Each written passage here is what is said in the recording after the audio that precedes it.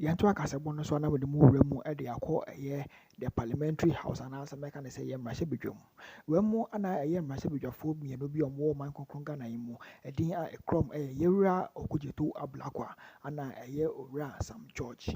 Nsɛm bi aba bobɔ nkurɔfoɔ mmienu wei a ɛnyɛ asɛm kumaa na nsɛm no mu nkyerɛ mu nyinaa ɛne sɛn nti no ɛyɛ yɛ nnadzi a wabɛtɔ atwa anaa mmara ɛwɔ Ghana man mu hanom sɛn nti no sɛ wobɛyɛ ɔsɔani a ɛyɛ minister anaasɛ mmarahyɛbadwani a ɛyɛ MP a ɛwɔ sɛ woba na wobɛdeclare wo asset no yɛ sɛ nneɛma a wonya ɛwɔ ɔman kronkron Ghana mu no ɛwɔ sɛ hwehwɛ mu yɛhu sɛ so ɛyɛ wo a wo sika na wode yɛyɛ anaasɛ ɛyɛ ɔman kronkron Ghana sika ana wowiaeɛ na wode yɛyɛ. Ɛnɛ yɛafrɛ ɛyɛ yɛwura Okudzeto Ablakwa no na ɛyɛ North Tongu mpɛsua so mmarahyɛbadwani ana ɛyɛ yɛwura Sam George. Sɛ wɔn mmara no declare wɔn asset ɛmu ana BNI ne FBI for start a investigation ɛmu ɔde ne paa ɛfa saa nkurɔfoɔ mmienu wɔ ehu over their asset ebusuafoɔ yɛ sɛbrɛ no yɛmbɔwura ɛyɛ mmarahyɛbadwa mu ne ɛkɔtie nsɛm no mu nkyerɛ mu.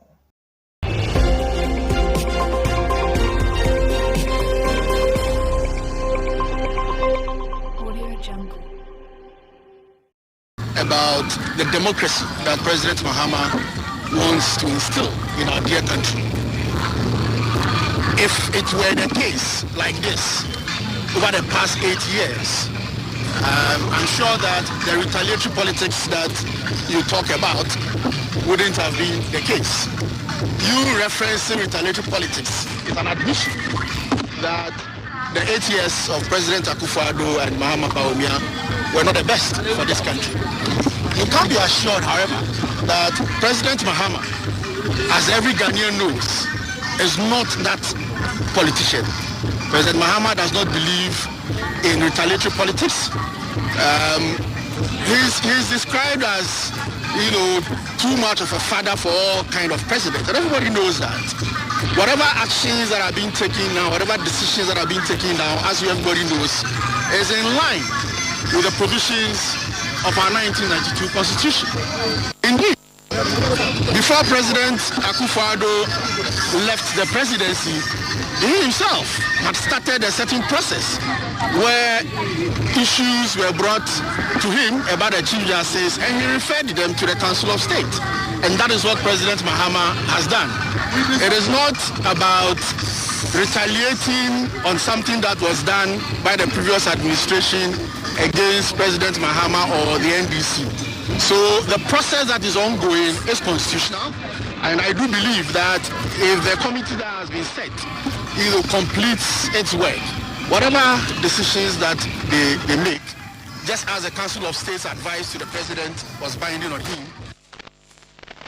Line in my cry, Abusuafo we say a Deputy Chief of Staff in charge of operations Tandok Bentine NPP and now on your church and church or this share so on a petition you are the Kwabank Simu and Usomi Busua Yepusu Humano say and Sabet Miaka Dr. Jonathan Sanchotre political analyst and Between Commodia Fansimu or my enti Yentuaso okay Waba Yansaka Dr. Jonathan Sanchotre Wahuma Sanu Kojukumo. Hello dog you may my Juma Kwa the back Cassia eso. You that's a sense I can work.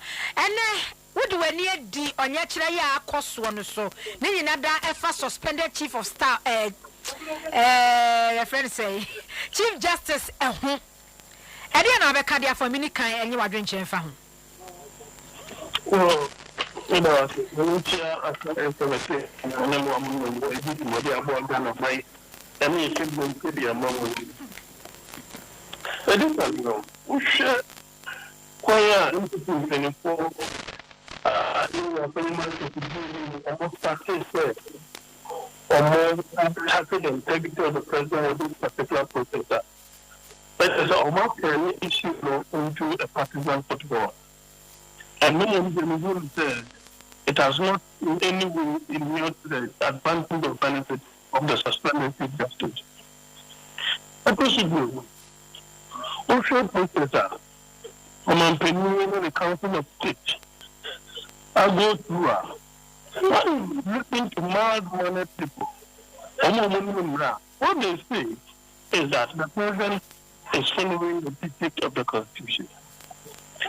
After what they say, also suspended as well as is what the process is. The administrative process, the constitutional provision, and that is what the president has done. MPP for PASO. More political than constitutional.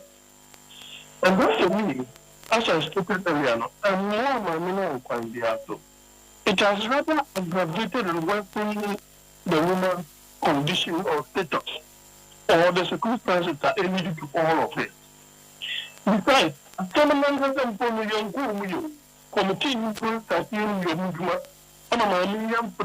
maybe should be able to come and claim her name. Maybe a circumstance that lead to all those things that be petition there. And yet, you are making it sound as if the woman has been declared guilty, for which reason it is there is an assault in the judiciary. I think it's that. Russia and Confocra start a joint demonstration now. Report from Sister State in 100 of political parties were led by MPP, 100 scores of people. It doesn't say.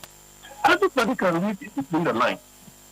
And I want to say, Russia in the long embers of President Akupado's era, why of Paso, it was finally issue. And finally, a injunction. I was Supreme Court. And Korea Mammy Penny or buying and fast Supreme Court was the Supreme Court. On a very Friday, I see the thing I come on American urban area. So, in that part, I'm not turning into a partisan way.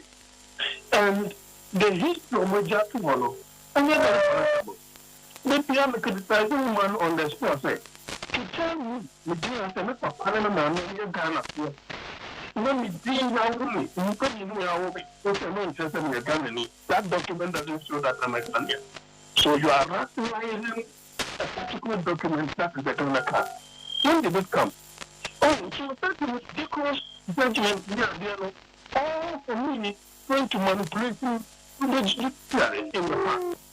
And if for nothing at all, say, what happened in Tokono, or you duty, and now when you duty, somebody like the Penny Donovo, I'm a Penny apparel, say, I mention his name because at least in the public domain, I know how he conducted himself over the period. So that Penny, when you're guilty, and you will pronounce her guilty. If she is not, you will equally do so. You can mark it on the wall. You can search Mr. Donovo on this. Okay. Demonstration of any day. Well, it is there are several liberties, there are several rights to do so. Okay. But there to be thankful